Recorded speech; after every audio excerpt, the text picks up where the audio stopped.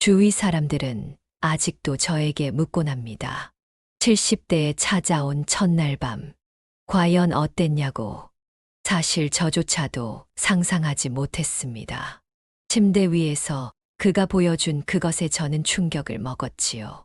과연 그날 밤 우리는 어떤 순간을 맞이했을지 지금부터 그 이야기를 들려드리겠습니다. 이야기를 시작하기 전 구독과 좋아요를 눌러주세요. 구독과 좋아요는 언제나 무료입니다. 첫날 밤에 먼저 침대에서 그 사람이 보여준 건 한 장의 종이었어요.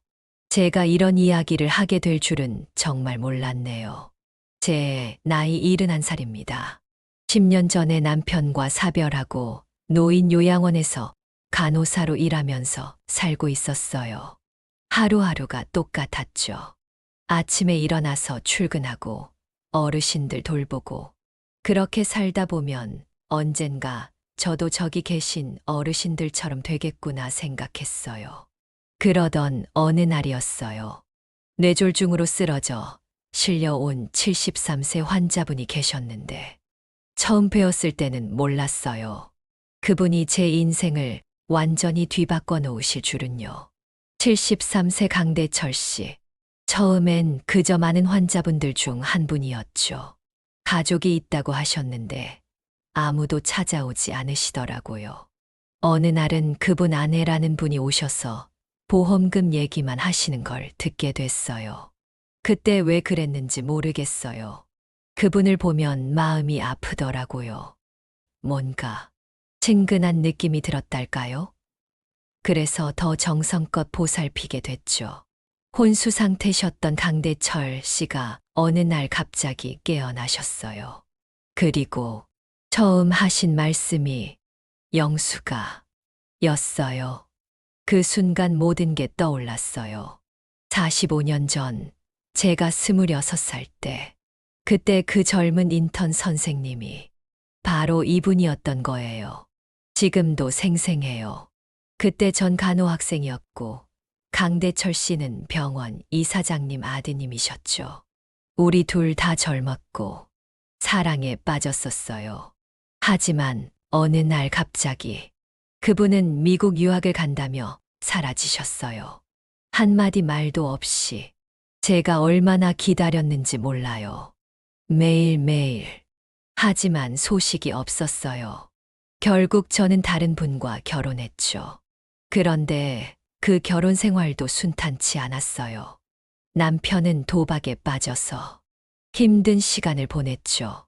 그렇게 세월이 흘러 혼자가 되었고, 이제는 제가 간호사가 되어 그분을 돌보게 된 거예요.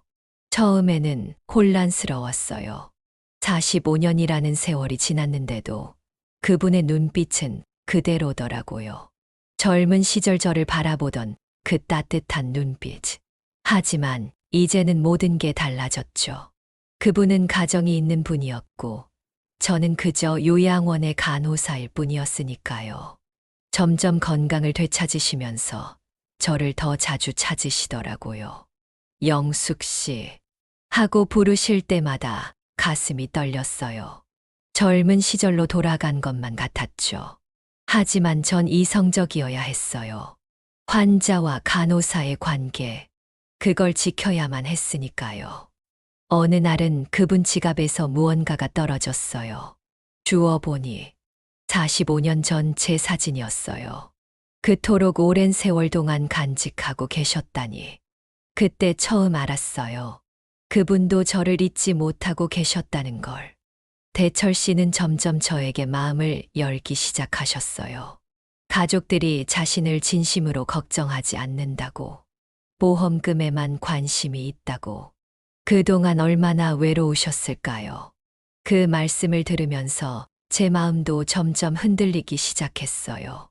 다른 간호사들이 수군거리기 시작했죠. 환자와 간호사 사이가 너무 가깝다고 병원윤리위원회에서도 문제를 제기했어요. 하지만 전 멈출 수가 없었어요. 45년 전에는 그분의 곁을 지키지 못했지만 이번에는 달랐으니까요. 어느 날 밤이었어요. 혈압 체크를 하러 갔는데 대철 씨가 제 손을 잡으시더니 옆에 좀 누워주시오라고 하시는 거예요. 처음엔 당황스러웠죠. 하지만 그분의 눈빛에서 진심이 느껴졌어요. 71살의 나이에 이런 설레는 감정을 다시 느낄 줄은 몰랐어요. 침대에 누웠을 때 대철 씨가 낡은 종이 한 장을 꺼내셨어요. 그걸 보는 순간 제 심장이 멎는 것만 같았어요. 45년 전 그분이 갑자기 사라진 진짜 이유가 거기 적혀 있었거든요. 젊은 시절의 대철 씨는 저를 지키기 위해 떠나야만 했던 거예요. 병원 이사장이셨던 아버님께서 대철 씨에게 정략 결혼을 강요하셨대요. 만약 저를 선택하면 제가 평생 간호사가 되지 못하도록 하겠다고 협박하셨다고 해요. 그래서 저의 꿈을 지키기 위해 홀로 미국으로 떠나셨던 거예요. 얼마나 가슴이 아프셨을까요? 몇 년 뒤에 후회하며 한국으로 돌아오셨다는데 그때 전 이미 다른 사람과 결혼한 후였어요. 대철 씨도 할 수 없이 다른 분과 결혼하셨지만 평생 저를 잊지 못하셨대요. 그 말씀을 들으니 지난 45년간의 시간이 한순간에 무너지는 것 같았어요. 하지만 현실은 그리 녹록지 않았어요. 대철 씨의 건강이 점점 나빠지시는 것이 보였거든요. 게다가 자녀분들이 찾아와서는 저를 의심하기 시작했어요. 노년의 로맨스라며 비웃기도 하고 제가 재산을 노린다며 험담을 하시더라고요. 그러던 어느 날 밤이었어요. 대철 씨가 혼자서 휠체어를 타고 정원에 나가셨다가 갑자기 쓰러지신 거예요. 제가 야간 근무 중이어서 다행히 바로 발견했죠. 그런데 주머니에서 반지와 유언장이 나왔어요. 모든 재산을 저에게 남기시겠다는 유언장이었더라고요. 저는 그때 울음을 터뜨리고 말았어요. 대철 씨가 이렇게까지 저를 생각하고 계셨다니요. 45년 전이나 지금이나 그분의 마음은 한결같았던 거예요. 제가 얼마나 부족한 사람인데 이렇게 큰 사랑을 받아도 되는 걸까? 그런 생각이 들었죠. 가족들은 법적 대응까지 고려하고 있다고 들었어요. 하지만 전 이미 결심했어요. 이번에는 사랑을 포기하지 않겠다고. 45년 전처럼 그냥 보낼 수는 없다고. 비록 제 나이가 71살이지만 진심으로 대철 씨의 곁을 지키고 싶었어요. 매일 아침 대철 씨 병실에 들어설 때면 가슴이 설렜어요.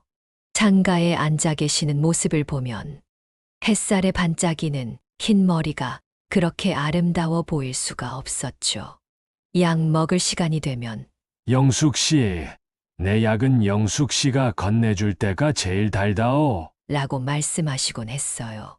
그런 말씀을 들을 때마다 저는 얼굴이 붉어져서 어쩔 줄을 몰랐죠. 다른 간호사들이 약을 전해드리려 하면 내 약은 영숙 씨한테만 받겠소. 라고 고집을 부리시기도 했어요. 그럴 때면 동료들의 시선이 따가웠죠. 하지만 저는 그분의 곁에 있는 것만으로도 행복했어요. 밤 근무 때면 살며시 병실 문을 열고 들어가 그분의 숨소리를 듣곤 했어요. 깊이 잠드신 얼굴을 보면서 지난 세월을 생각했죠. 45년. 그 긴 시간 동안 우리는 각자의 자리에서 살아왔어요. 저는 매일 아침 출근길에 버스를 타면서 창밖을 바라보며 그분을 그리워했고, 대철 씨는 미국에서 저를 그리워하며 제 사진을 지갑에 간직하고 계셨던 거예요. 같은 하늘 아래 있었지만 너무나 멀리 떨어져 있었던 거죠. 요양원에서는 환자와 간호사의 관계를 염려하는 목소리가 커져갔어요. 송 선생님, 너무 가까워지시는 거 아닌가요? 라며 원장님께서 저를 부르신 날도 있었죠. 하지만 전 이제 더 이상 젊은 시절처럼 머뭇거릴 수 없었어요. 원장님, 제가 이분을 45년 전부터 알았다는 걸 아세요? 라고 말씀드렸더니 원장님께서는 한참을 말씀을 잊지 못하시더라고요. 대철 씨의 상태는 매일매일이 도전이었어요. 뇌졸중 후유증으로 오른쪽 팔다리에 마비가 심하셨거든요. 재활 치료를 시작하면서부터는 제가 매일 병실에서 팔다리 운동을 도와드렸어요. 영숙 씨, 난 할 수 있어. 영숙 씨가 옆에 있으니 조금도 두렵지 않소. 라고 말씀하시며 힘겹게 팔을 들어 올리시던 모습이 아직도 눈에 선해요. 식사도 혼자서는 어려우셨죠. 처음에는 숟가락을 떨어뜨리실 때마다 좌절하시는 모습을 보는 게 너무 힘들었어요. 하지만 포기하지 않으셨어요. 영숙 씨가 먹여주는 밥이 제일 맛있소라며 웃으시던 대철 씨. 그 미소를 보면 제 마음도 따뜻해졌죠. 말씀도 조금 어눌해지셨는데 그래도 저를 부르실 때만큼은 또렷하게 영숙 씨라고 부르시는 게 신기했어요. 언어치료사 선생님께서 강 선생님, 영숙 씨라는 말씀은 참 잘하시네요 라고 농담하실 정도였죠. 매일 밤 열이 오르셔서 땀에 젖은 이마를 닦아드리면서도 전 행복했어요. 약한 목소리로 고맙소. 영숙 씨. 라고 말씀하실 때면 45년 전 젊은 시절에 그 다정한 목소리가 겹쳐 들리는 것 같았거든요. 때로는 혈압이 오르면서 괴로워하실 때도 있었지만 제가 손을 잡아드리면 이상하게 안정이 되신다고 의사 선생님이 말씀하시더라고요. 재활치료가 한창일 때였어요. 대철 씨가 처음으로 혼자서 몇 걸음을 걸으셨죠. 휠체어에서 일어나 떨리는 다리로 한 걸음 내디드실 때마다 저도 모르게 눈물이 났어요. 마치 45년 전 병원 복도에서 처음 마주쳤던 그날처럼 제 심장이 쿵쾅거렸죠. 대철 씨는 그때도 지금도 저를 바라보며 걸으셨어요. 하루는 재활치료실에서 운동하시다가 갑자기 쓰러지신 적이 있었어요. 얼마나 놀랐는지 몰라요. 다행히 큰일은 아니었지만 그날 밤 퇴근도 못하고 병실 의자에서 밤을 새웠죠. 잠든 대철 씨의 손을 잡고 있으니 그분 딸이 문을 열고 들어왔어요. 아버지가 저렇게 아픈데 왜 자꾸 이러시는 거예요? 딸은 제게 날카롭게 말했어요. 아버지, 재산이 탐나서 이러시는 거 아니에요? 그 말에 대철 씨가 눈을 뜨셨어요. 힘겹게 몸을 일으키시더니 딸에게 말씀하셨죠. 내가 언제 한 번이라도 아버지 걱정을 해본 적 있느냐? 영숙 씨는 내 약한 알 먹을 때도 걸음마 연습할 때도 늘 내 곁에 있었다. 목소리가 떨리셨어요.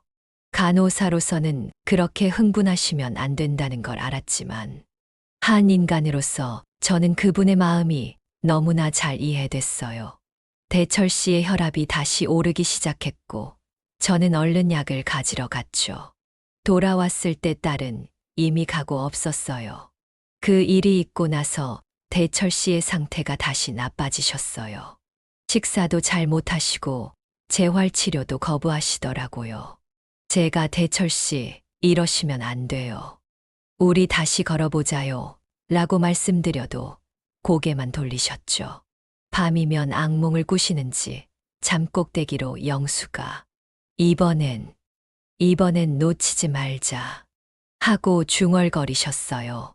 원장님께서 말씀하셨죠. 송 선생님, 강 선생님 상태가 심각해지고 있어요. 전문 병원으로 옮기시는 게 좋을 것 같네요. 하지만 전 알고 있었어요. 대철 씨에게 필요한 건 의술이 아니라 사랑이라는 걸. 45년 전 제가 그랬던 것처럼 이제는 대철 씨가 혼자 아파하고 계시다는 걸. 그날 밤, 전 큰 결심을 했어요. 야간 근무를 마치고 대철 씨 병실에 들어갔죠. 창밖으로 새벽빛이 스며들고 있었어요.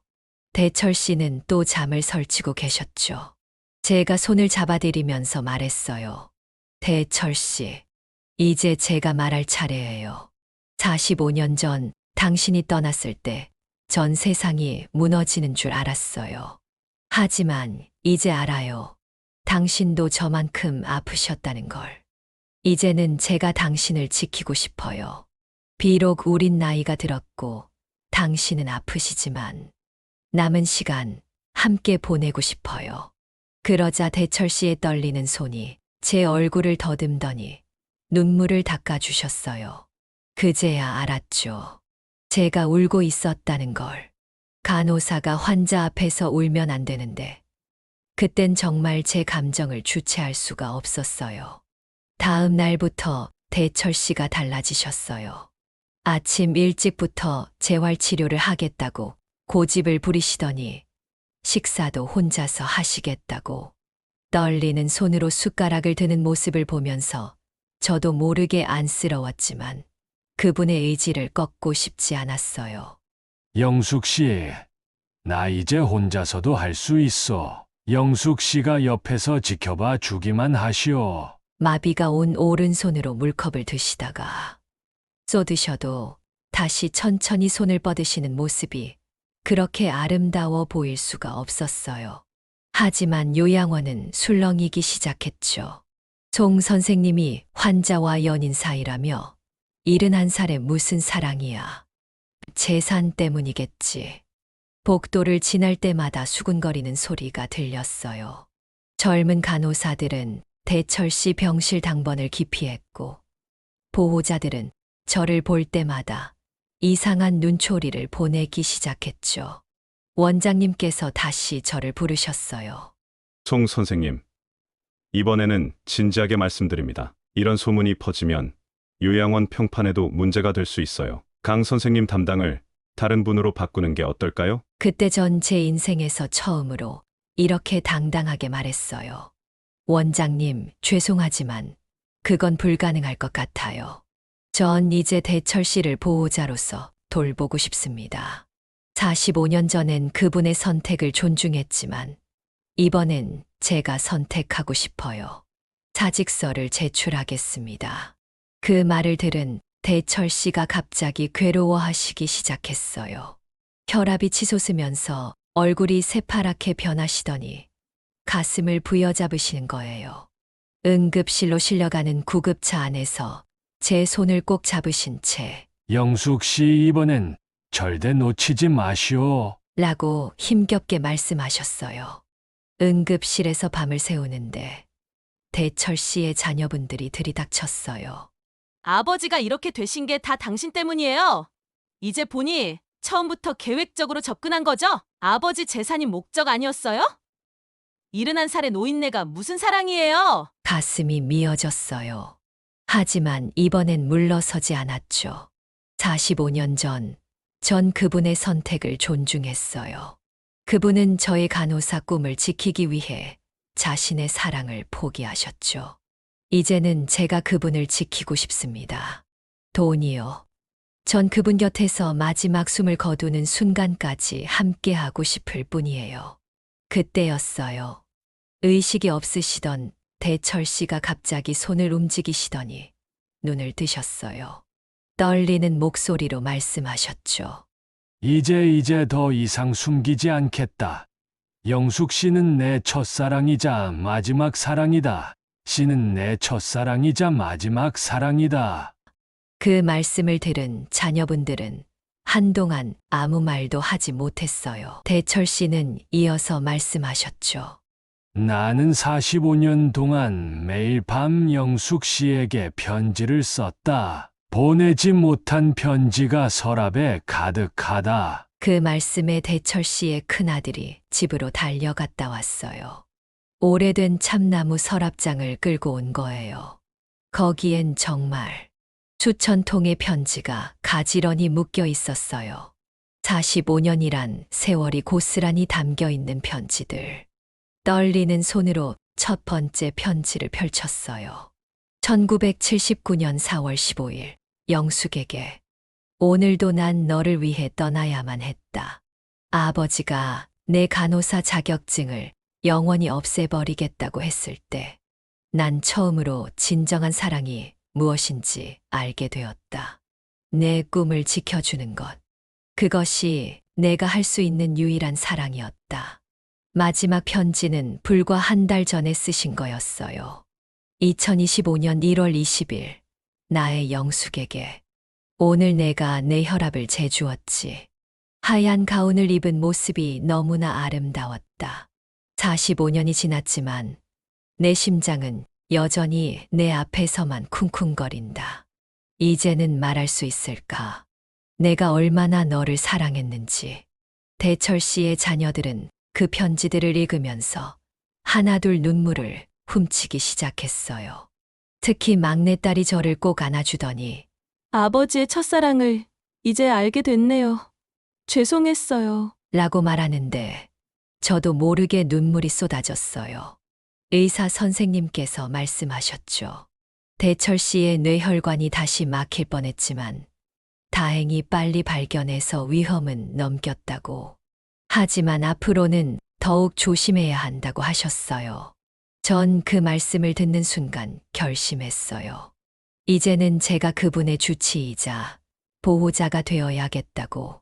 대철 씨가 퇴원하고 나서 저희는 작은 아파트를 얻었어요. 자녀분들이 도와주셨죠. 처음으로 우리만의 공간을 갖게 된 거예요. 매일 아침 제가 혈압약을 챙겨드리고 재활운동을 도와드리는 게 일상이 되었어요. 영숙 씨, 우리 이제 진짜 신혼부부 같지 않소? 아침마다 대철 씨가 그렇게 말씀하시며 웃으세요. 휠체어를 밀고 공원을 산책할 때면 따스한 봄볕 아래서 벚꽃도 구경하고 때론 평범한 일상이 이렇게 행복할 수 있다는 게 신기해요. 어느 날은 제가 장보기를 다녀오는데 대철 씨가 혼자서 목발을 짚고 부엌에 서 계시더라고요. 제가 놀라서 대철 씨, 위험해요.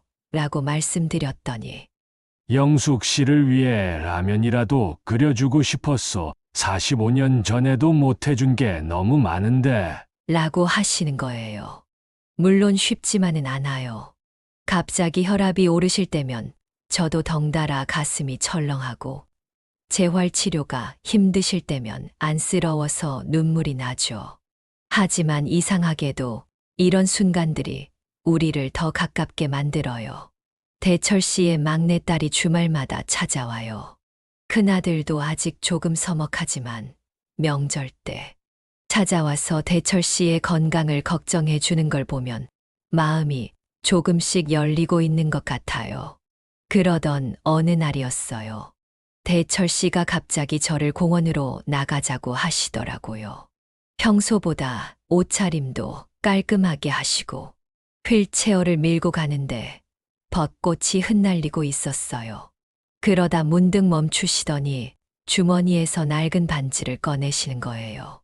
영숙 씨 늦었지만 이제는 정식으로 청혼하고 싶소. 45년 전 내가 하지 못했던 말 나와 결혼해 주시겠소? 손이 떨리셔서 반지를 제대로 잡지도 못하시는데 저도 모르게 눈물이 흘렀어요.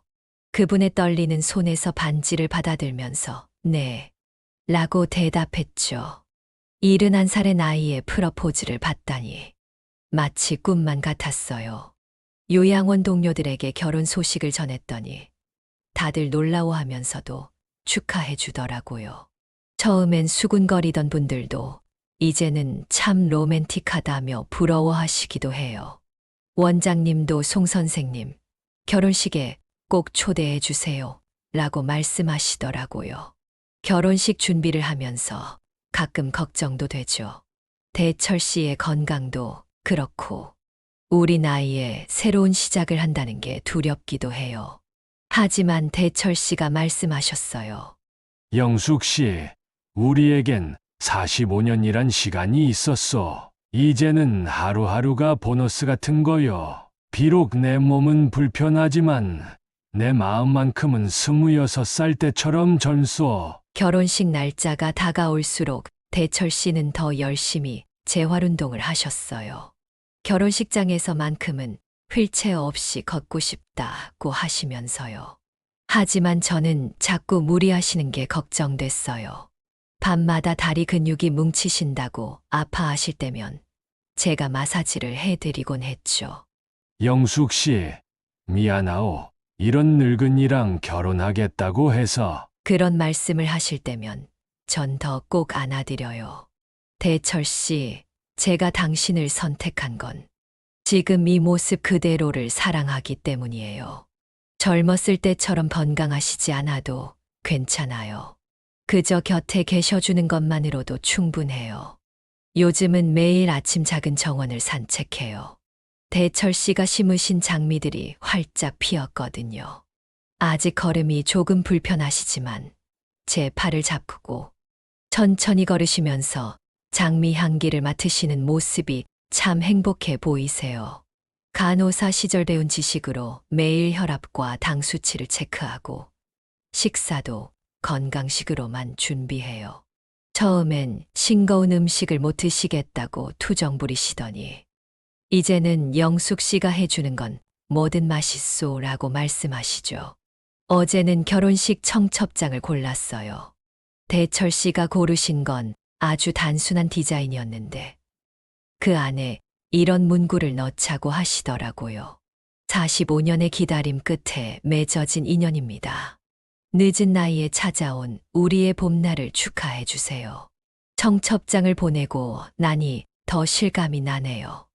71살의 신부가 된다는 게 때론 거울을 보면서 이게 정말 현실일까 하는 생각도 들어요. 하지만 대철 씨의 눈빛을 보면 모든 게 괜찮아져요. 그 눈빛은 45년 전이나 지금이나 변함없이 따뜻하니까요.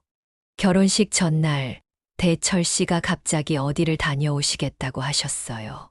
걱정돼서 따라 나섰더니 45년 전 우리가 처음 만났던 병원을 찾아가시더라고요. 지금은 새 건물로 바뀌었지만 그 자리에 서니 옛날 생각이 확 밀려오더라고요. 영숙 씨, 기억나오? 바로 이 자리에서 처음 마주쳤었지. 당신이 환자 차트를 떨어뜨렸을 때 내가 주워준 그날. 대철 씨의 목소리가 살짝 떨렸어요. 그때 당신이 수줍게 고개 숙이며 웃던 모습이 너무 예뻐서 난 그날 밤 잠을 이루지 못했소. 결혼식 날 아침, 저는 일찍 일어나 화장을 했어요. 주름진 얼굴을 보면서 한숨이 나왔는데 메이크업 아티스트가 제게 말하더군요. 할머님, 행복해 보이세요. 그게 가장 아름다운 화장이에요. 드레스를 입으니 가슴이 떨렸어요. 하얀 드레스는 아니에요. 연한 분홍빛 드레스예요. 대철 씨가 고르신. 영숙 씨는 분홍빛이 잘 어울리오. 45년 전에도 분홍 스웨터를 입었을 때가 제일 예뻤소. 그 말씀을 하실 때의 눈빛이 어찌나 다정하시던지. 결혼식은 작은 정원에서 했어요. 대철 씨가 그토록 바라시던 대로 휠체어 없이 제 팔을 잡고 천천히 걸어오셨어요. 비록 몇 걸음 되지 않는 거리였지만 그 짧은 순간이 우리에겐 영원처럼 느껴졌죠.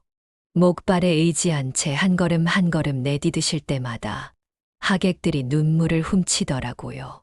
서로의 반지를 끼워주는데 대철 씨의 손이 크게 떨리셨어요.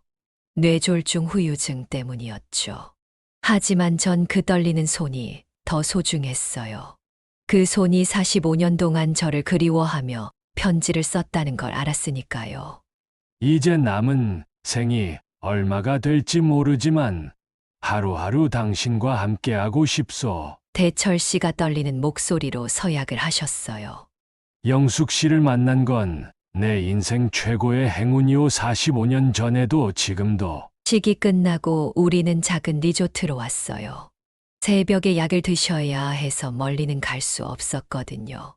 방에 들어서자 대철 씨가 주머니에서 낡은 종이 한 장을 꺼내셨어요. 바로 그 45년 전의 편지였죠. 제가 이야기를 시작할 때 말씀드렸던 그 종이에요. 영숙에게. 이 편지를 쓰는 지금 나는 미국행 비행기를 기다리고 있다. 너의 꿈을 지키기 위해 떠나지만 내 마음은 영원히 너와 함께 있을 것이다. 언젠가 우리가 다시 만난다면 그때는 꼭 모든 걸 설명하고 싶구나. 그리고 내게 청혼하고 싶다. 편지를 읽는 내내 대철 씨는 제 손을 꼭 잡고 계셨어요. 드디어 이 편지를 당신께 전해드릴 수 있게 되었소. 45년이 걸렸지만 나이가 들어 주름진 얼굴이지만 그날 밤 대철 씨의 눈빛은 45년 전 그 청년 그대로였어요. 저는 그제야 깨달았죠. 진정한 사랑에는 나이가 없다는 걸, 시간이 멈춘다는 걸. 이제 우리는 매일 아침 함께 약을 먹고, 함께 재활운동을 하고, 함께 웃고 울어요. 때론 건강이 걱정되기도 하지만 하루하루가 축복처럼 느껴져요. 45년 전에는 알지 못했던 성숙한 사랑을 이제야 배우고 있네요. 사랑하는 이들에게 말씀드리고 싶어요. 인생은 끝날 때까지 끝난 게 아니라고. 71살의 늦은 나이에도 이렇게 아름다운 사랑이 찾아올 수 있다고. 그리고 진정한 사랑은 기다려준다는 걸.